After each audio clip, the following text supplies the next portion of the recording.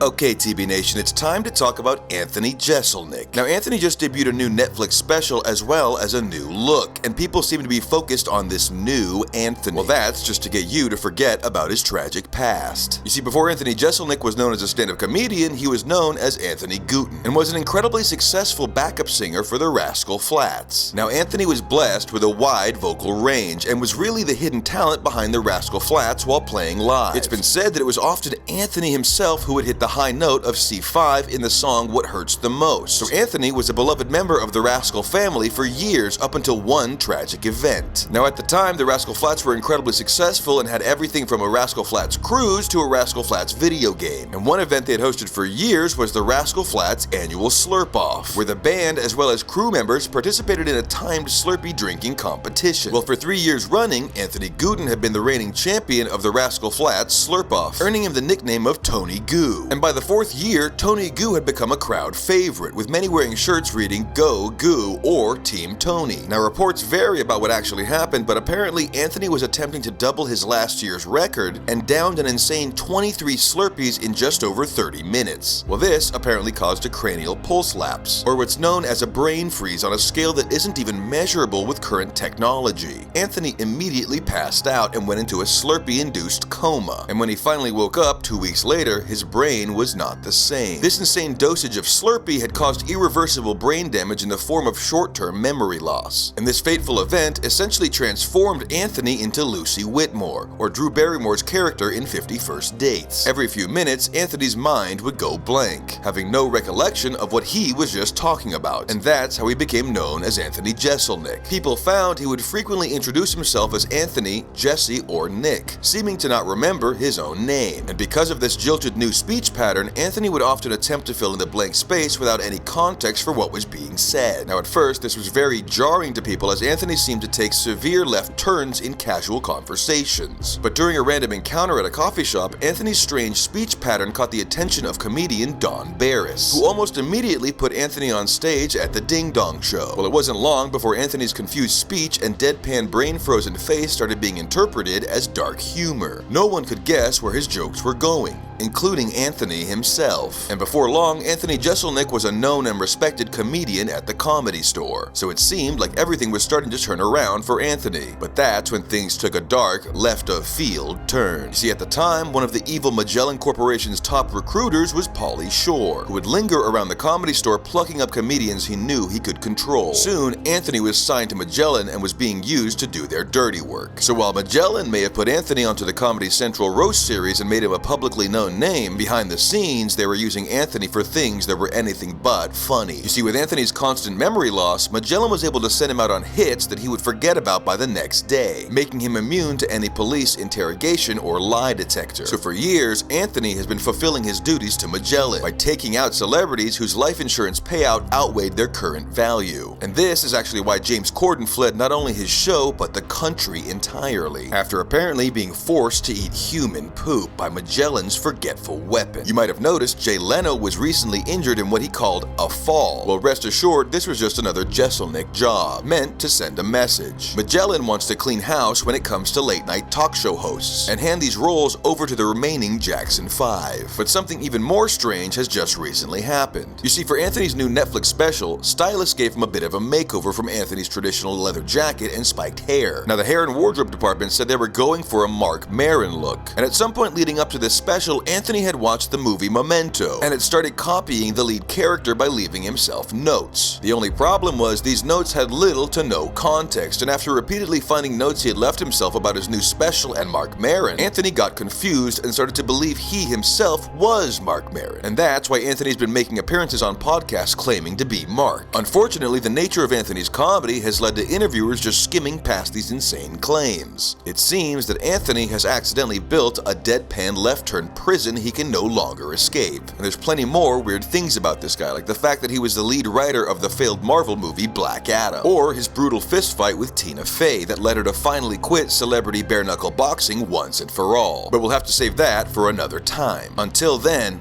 Anthony Jeselnik, you're a total bitch.